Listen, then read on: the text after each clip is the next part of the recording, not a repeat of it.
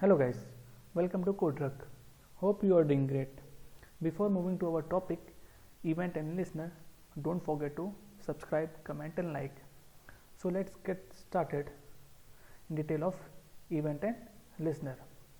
So we have divided our section in three topics. What is Laravel event and listener, how it is useful in your application, and how you can create and implement in your application.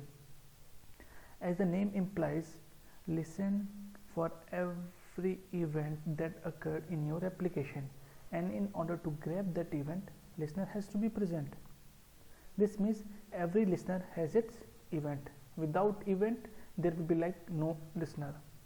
Most important, suppose how will an event know which listener will be triggered once the event occurred?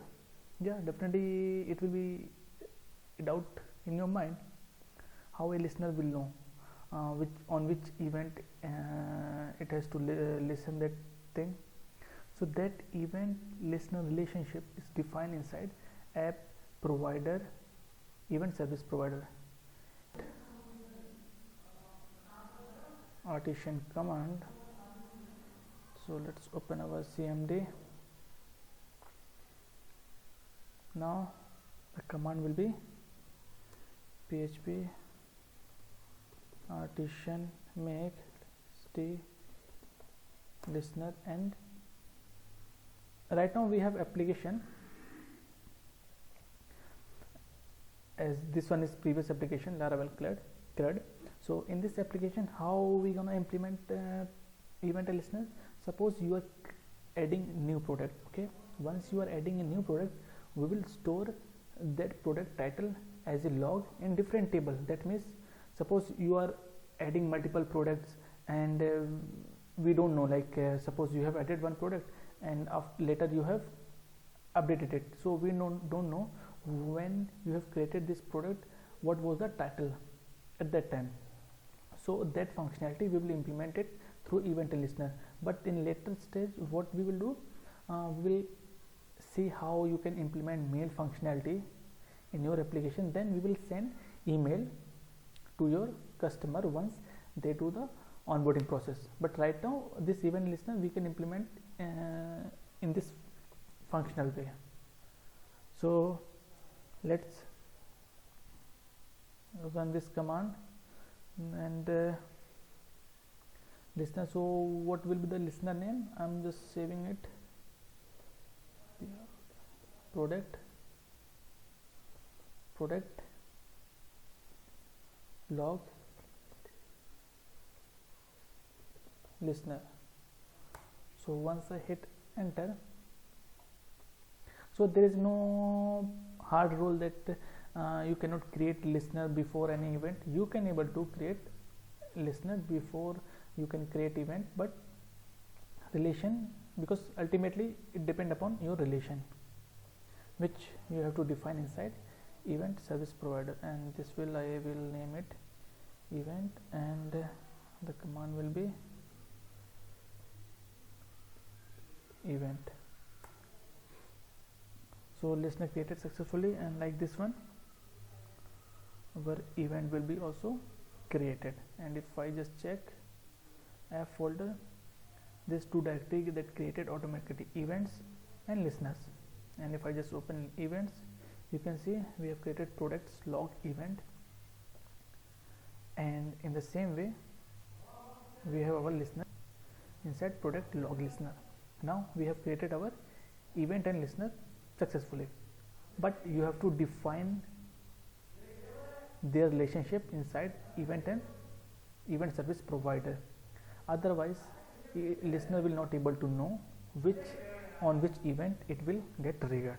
Okay, so it will be how we will define app, and its event is inside events directory. So we can create it events, and the event name will be this one. And so every event or listener you are creating, you have to define it inside event service provider. Okay, so you have defined it. Now you have to registered, or you have to define inside this listen array. So I'm just copy and pasting it because it will be same. The most important thing, you have to define it. Okay, so we have defined our event listener successfully inside event listener provider. Now how you can use it inside your application. So okay, so we have created it, and yeah, but before that, as I told you, I have created one table called it is loading product logs table, which will store as a log whichever product I am creating. So this one I have created previously, so for that one it will be helpful, because once we create or once we store any product, we will store inside product tables. So we have defined it. Now let's open our controller, because when we are going to trigger it once we save any product. Okay, so we have defined it. Okay, so we will create an listener when we are storing this one. That means once our product gets stored successfully, at that moment we are going to create our listener.